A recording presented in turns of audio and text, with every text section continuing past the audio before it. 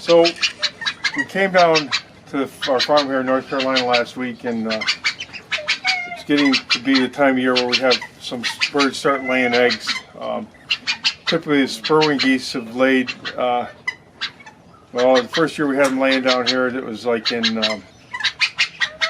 May or so, and then it got a little bit earlier. Last year it was earlier, and this year we actually have eggs in February. They're actually pretty aggressive, so I'm really not happy being in here, especially on my knees. We got this barrel here is what we had set up. Because they're, because they laid so late in the year, we cut a hole both sides just to give them some ventilation. It kind of caught us off guard that they were laying this early this year, so we didn't have their nest boxes clean, and that's what brings me in here right now.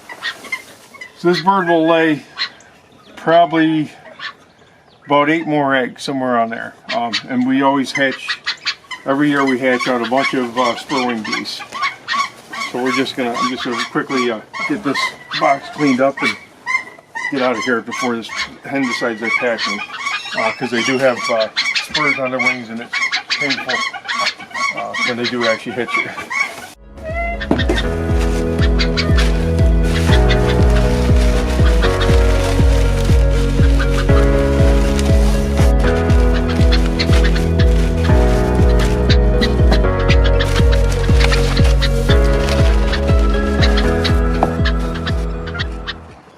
So I got the shavings back in here. I'm going to put the eggs back in.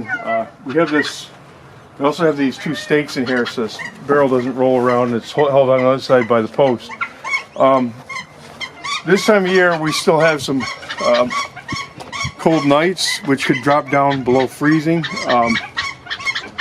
But it only dropped like, possibly, I think this morning it was like 24 degrees or something like that.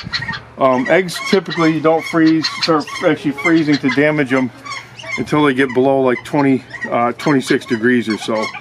But nonetheless, since we do have some nights that could possibly go down below 26 degrees, we put them back in the nest, and this goes for all of the eggs that are laid this time of year.